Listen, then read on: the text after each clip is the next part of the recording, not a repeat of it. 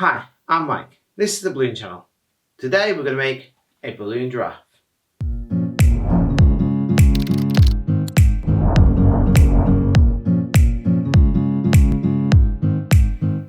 So to make our giraffe, you're going to need a 260, any colour of your choice. I've chosen yellow.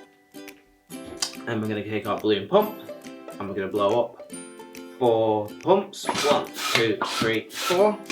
And a bit of air out, and then we're going to tie it off. Okay, then we're going to make a 3-finger bubble.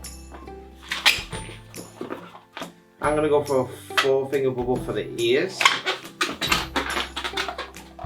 And then we take it like this, and we grab and twist all together. Now I'm going to go for 8 fingers, so right across, and twist.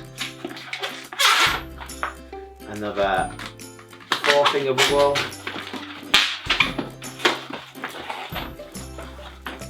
Another 4. 4 again. And last one. Twist it all together. Just fix it. And there we have our balloon giraffe.